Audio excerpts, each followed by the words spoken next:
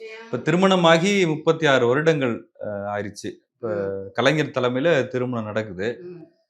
அதன் பிறகு இவ்வளவு தூரம் ஒரு சார வந்து நீங்க கவனிச்சுட்டு இருந்திருக்கீங்க. அவர்ட்ட ஒரு பிடிச்ச விஷயம் அப்படின்னா என்ன சொல்லுவீங்க? பிடிச்ச விஷயம் கேட்டீங்கன்னா, அவரு சொல்லுனதுன்னா நான் கேட்கும்.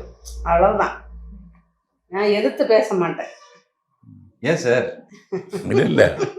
அதாவது இவளுக்கு குழந்தை பிறந்து என் மகளுக்கு ட்ரிவாண்ட்ரம் கோஸ்மோபாலிட்டன் ஹாஸ்பிட்டலில்.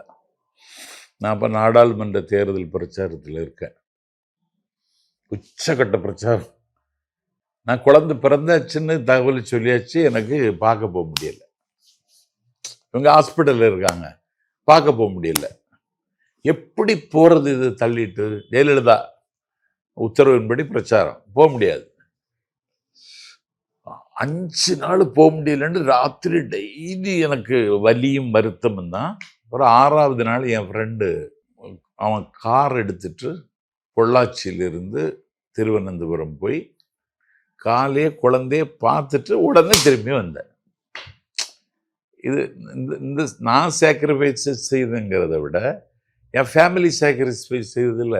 தாங்கிட மாட்டாங்கல்ல. உங்களுக்கு தலையில் ஒரு கட்டி எடுத்தது operation Tirunelveli peace health centre. இவன் அப்போ டாக்டர் படிச்சுட்ருக்கா. என் பையன் எஸ்எல்சி ஹையர் செகண்டரி படிச்சுட்ருக்கான். ஆமாம். அப்போ வருமானம் ஒன்றும் கிடையாது எனக்கு. அந்த மதிமுகவில் இருந்த நேரம் என் தம்பி ஒருத்தன் எனக்கு வில்லனாக இருப்பான் இங்கே எங்கள் வீட்டில். அவன் அதை கெடுக்கணும்னு நினைப்பான்னு சொல்லிச்சு. நான் திருநெல்வேலியில் போய் ஒரு டாக்டர்கிட்ட கொண்டு அட்மிட் பண்ணிட்டேன். நாகர்கோவில் மெடிக்கல் காலேஜ் டாக்டர் ஒரு ஆள் செல்வம், அவர்கிட்ட சர்ஜரி பண்ணதுக்கு நீங்கள் வரணும்னு அவரை கூப்பிட்டேன். நான் வர்றேன்னாரு.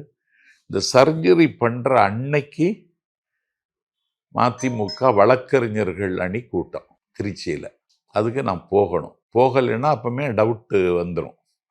அப்போ எனக்கே வைகோ எனக்கு முட்டல் மோதல் வந்த காலம். இதெல்லாம் அவங்கள்ட்ட சொல்ல முடியாது, நான் யார்கிட்டையும் சொல்ல மாட்டேன். போகலைன்னா பிரச்சனை ஆகும்னு நினச்சிட்டு நான் போயிட்டேன். டாக்டர்கிட்ட சொல்லிட்டு போயிட்டேன். நான் இல்லைன்னு ஒரி பண்ணிக்க வேண்டாம், உங்கள் வேலையை நீங்கள் பார்த்துருங்க எல்லாம் பண்ணிட்டேன்.